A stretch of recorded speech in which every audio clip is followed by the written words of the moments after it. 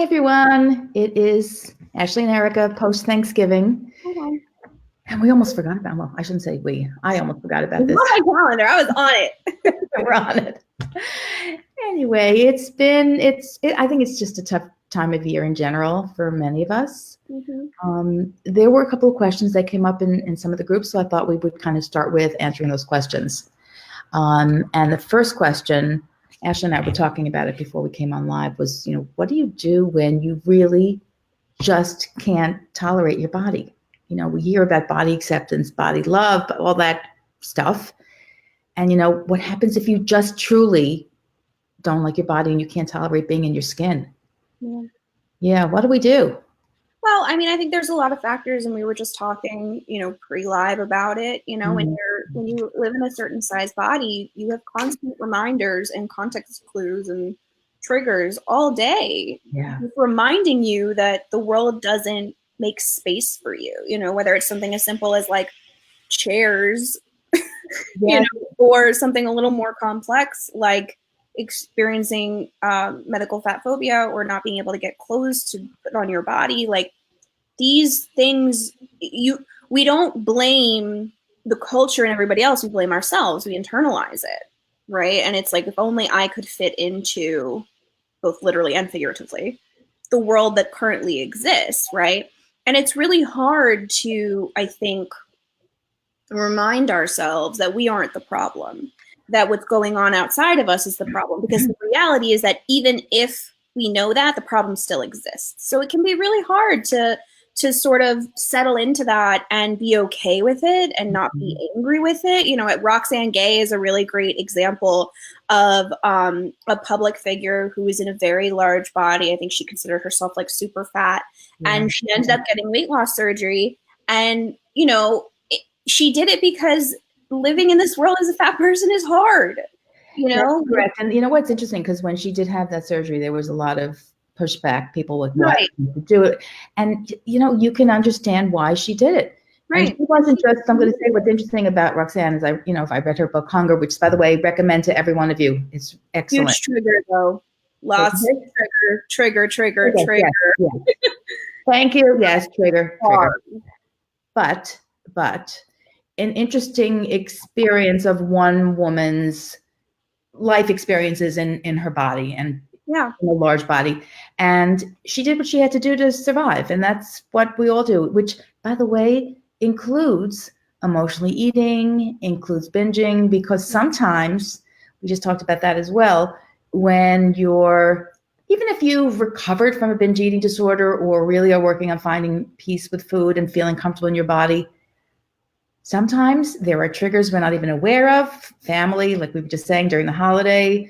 Sometimes emotional eating is a good thing. Sometimes it's the only thing that we'll do. And I think the most important thing is just to acknowledge it and move on. It's like, okay, tomorrow's a new day. We deserve to eat, like the day after Thanksgiving. Right. I overate at Thanksgiving, and not even intentionally, just because the food tastes delicious and I got up and I was stuffed. And, the next day I ate, didn't restrict.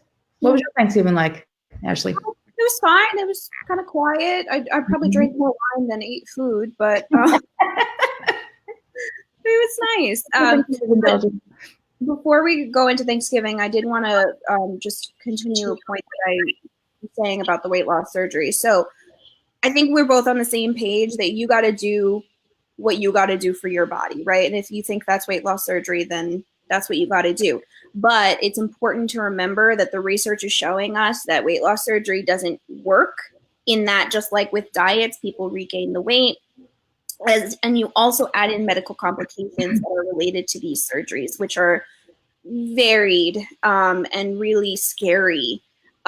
So weight loss surgery might seem like a viable option, but I think a lot of times people go in without all the information.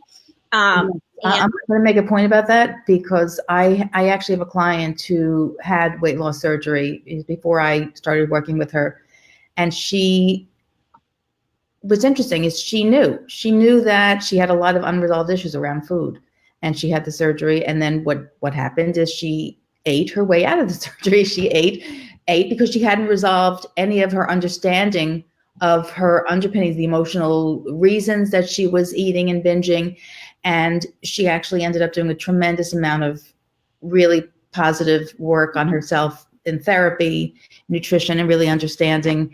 And she ended up having the thing revised, which was because there were medical complications, of course.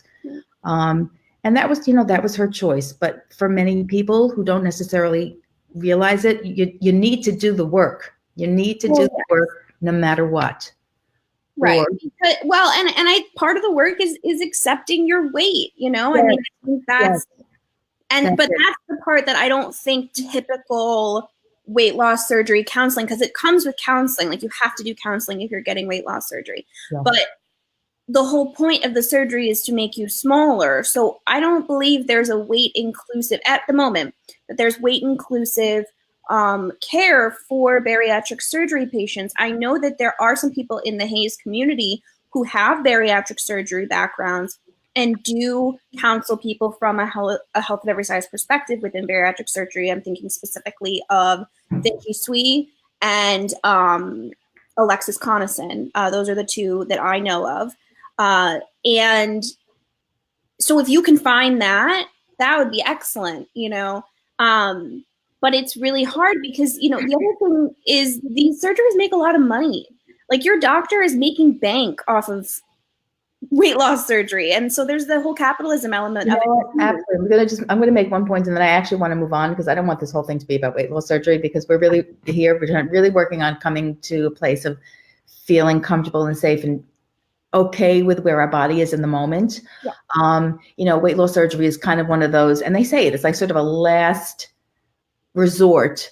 I mean, again, I don't feel like it's treated like a last resort. It's not treated as a last resort, and I think that is really one of the biggest problems. Yeah.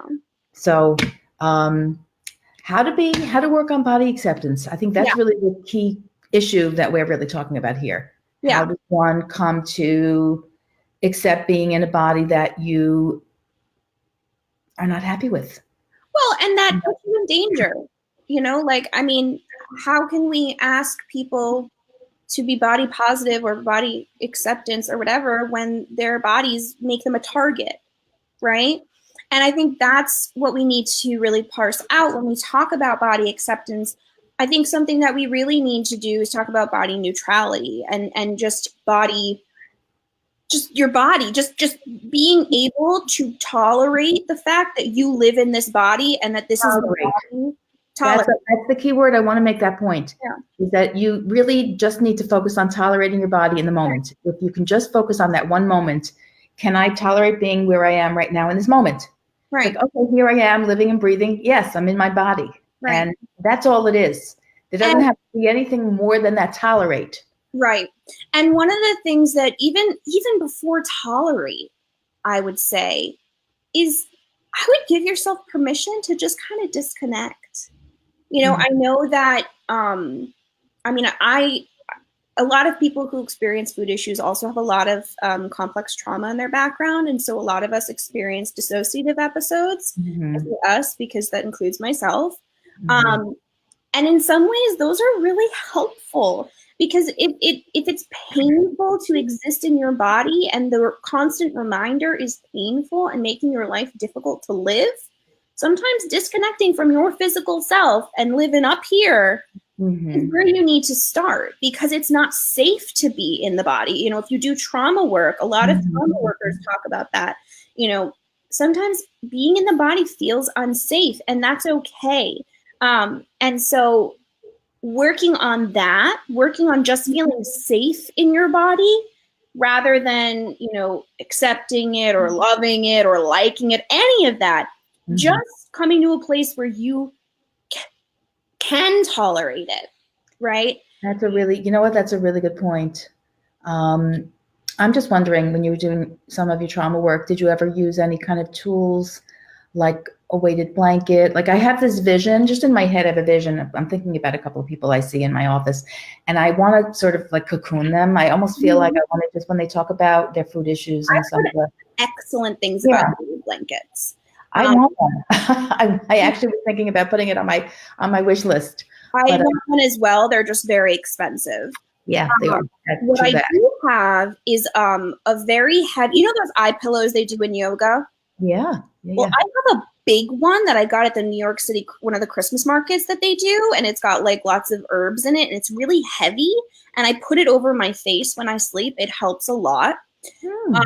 Also, if you're doing trauma work, EMDR therapy is very highly recommended. I haven't done it, but it's something on my list that I would like to do. As well as learning more about trauma is really helpful. I'm reading The Body Keeps the Score right now, which is a really Sonia Taylor. Yeah. Yoga can help with body-based trauma, but when you go, make sure that your yoga teacher is trauma informed. Oh, that's, you know what, I want to just make a point that is so key. Yeah. I've actually been to yoga classes and other types of classes where even without asking, an instructor will touch you, try to move you. And I have such an aversion to, I don't like anyone touching me at all on my stomach, anywhere. So that is so key, trauma informed. Trauma informed and you don't have to disclose your trauma, just be like, please don't touch me. Or, you know, sometimes it's not even necessarily that the instructor is touching you, but it's that the way that they're talking can sometimes feel forceful, or it can feel like you have to be in your body, which can, again, be scary.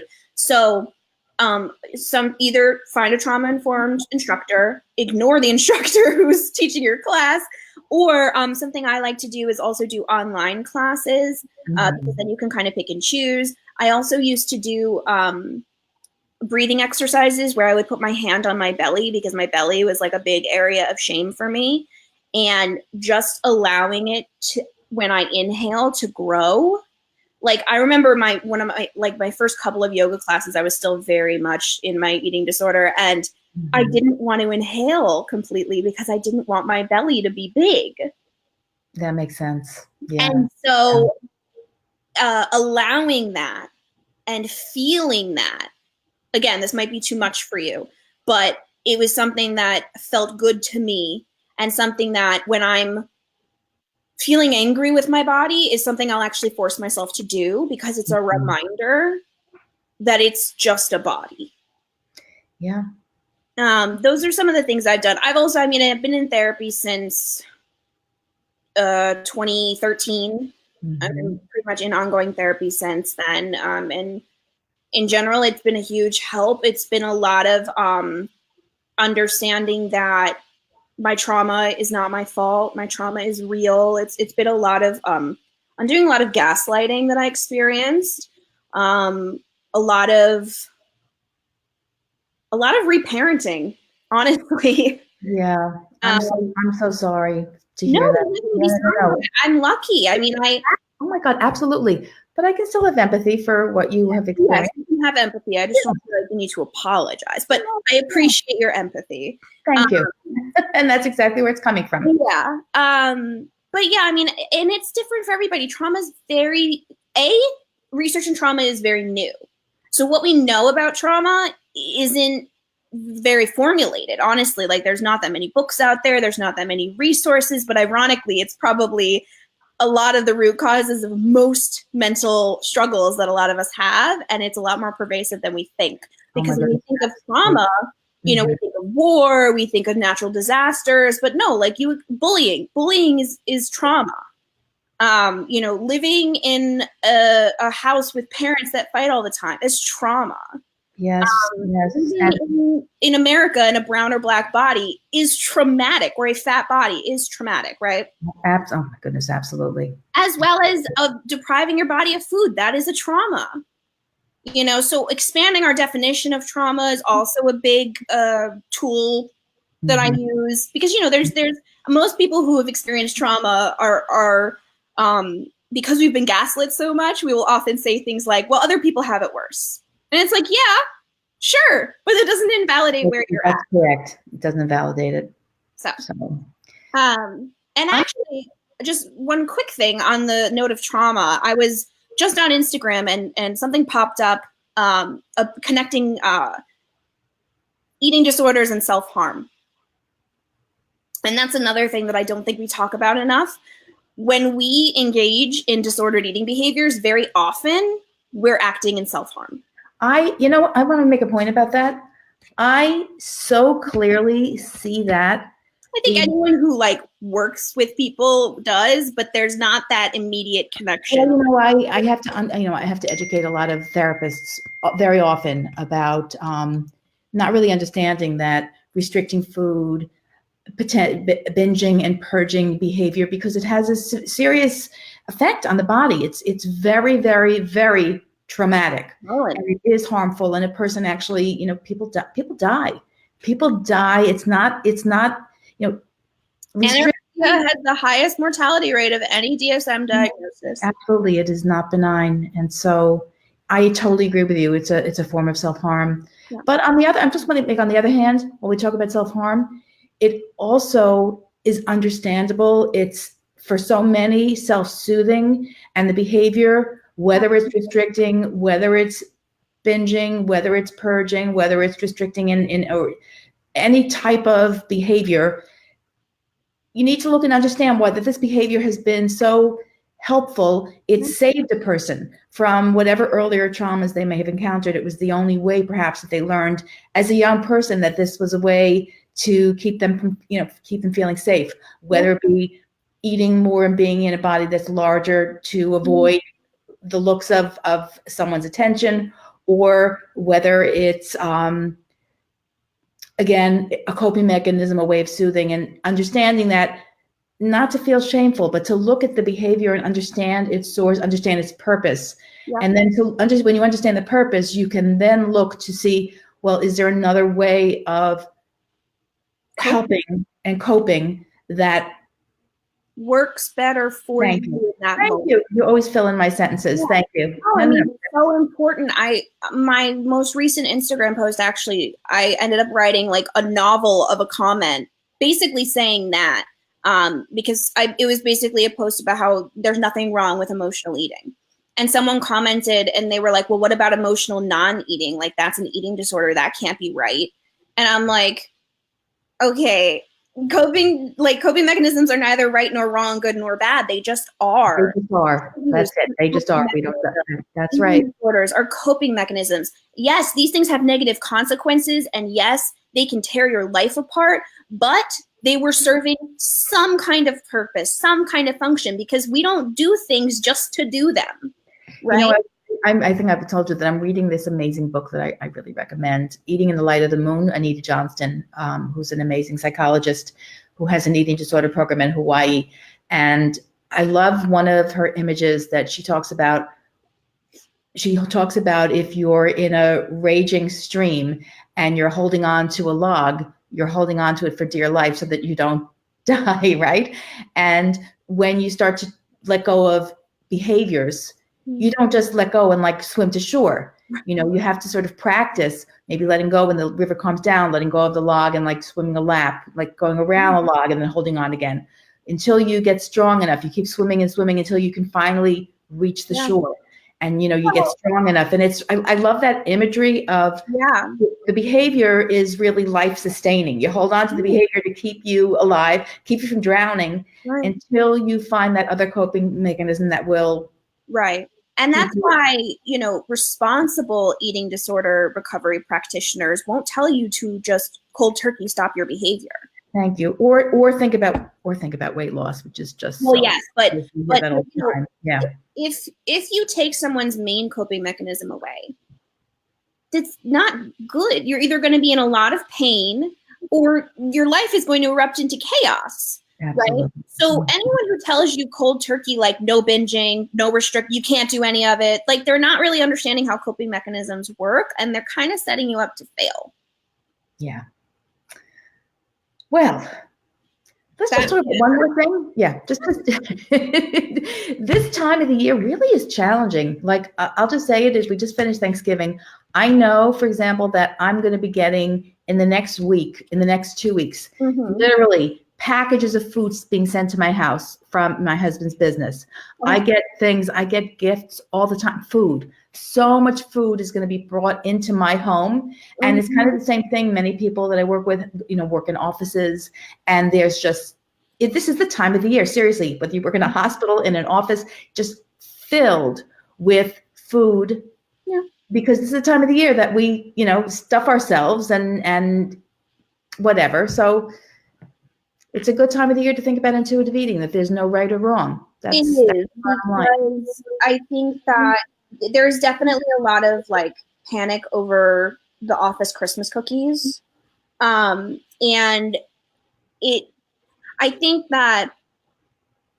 I actually think that in a lot of ways, this time of year is really what pushed me to be like, okay, I have a problem. Like I need to not fix this, but like I need support. I need to live a different way because this doesn't work for me. And I do think in a lot of ways it sort of started with feeling so overwhelmed during the holiday season because there was just food everywhere. And so it was sort of like this sort of October to February stretch where I felt like all I could do was try to manage my food. Yeah. And it was so all consuming. That's so funny. Like I almost forgot how much time I used to spend on that. You know what, Ashley, Ashley and I, we had a whole live ourselves before we did this live, but I was recounting, thinking about my own personal dieting history and not even realizing how I had suppressed my weight and how I had suppressed my appetite. Just because being a dietitian living in this culture, I was thinking about this going back Thanksgiving many, many, many years ago, that I would really myself panic. I would find myself like really, really binging on like eating so many cookies, just being unable to stop and not really understanding that was restrictive behavior that led to that binging. And, it's just so interesting to sort of go back and look back at the holidays and think about where you were at different points. I always think it's helpful to look back. Where did this develop? Why did this happen? Why can't we just accept food as food, Right. And that's why journaling is so helpful, I think, because, as we've mentioned before, this whole unlearning diet culture process can feel very nebulous. It can feel you don't know, if you're making progress or not, if you're doing it right or not, all those kinds of things. And so this is, one of the best. Journaling is good for a lot of reasons, but one of the best things you can do a lot of times is sort of read back old journal entries and see how different you thought about things. And, when you get some space from that old writing, you also can sort of view yourself more objectively, which I think is always a plus. And you always learn. I love that idea, journaling. And there's so many different ways of journaling. It's hard to keep up. It is very hard to keep up, but you could do one simple thing a day. Some people actually journal what they feel grateful for. And I, once in a while, I will try to get a little thread going, and it, sort of sometimes it feels hokey. But the fact is that if you can think of one thing, really even push yourself to think of something that you're grateful for each day, I think it really does help with body neutrality. Realizing that, no matter what we're feeling in our bodies, there is still something to have gratitude for. And, there's the gratitude journal, there's just journaling about your feelings, there's journaling about, in terms of intuitive eating, you could be journaling about what you notice, possibly start with a day of writing down your food, if you're okay with that, and noticing how you feel. Again, just many different ways of journaling. So. Yeah, journaling's big. I also have been, I guess it's not journaling, but something that I think a lot of people might gravitate towards if they're not writers is having an art journal. So you can journal, but just draw. I mean, or you can, have words, incorporate words into your designs. Like I really like, I find that doing it like that can sometimes feel a lot more expressive. If you're interested in stuff like that, you can also look more into like art therapy and stuff like that. And it's also just like fun. Absolutely. So I think that our time has come. Yes. So let me just say that next month, for those who are in our group still, we have noticed the pattern that Mondays don't seem to be days that are working. So for the next I'm just going to say for the next month, I've made many of these times for Wednesday evening calls when I found most people are available and around, and Facebook Lives more on Fridays. So just keep that in mind. You'll be getting a notice of when our next sessions will be. So let me just say, if I don't see or hear from any of you, have a happy holiday season. Whatever it is you celebrate or don't celebrate, it's still a time of enjoying being with, I'm going to say family. For some people, friends or family, whomever it is that you choose to spend your time with. I hope you all have a wonderful season. Yes. All right. Bye, guys. Bye, everybody.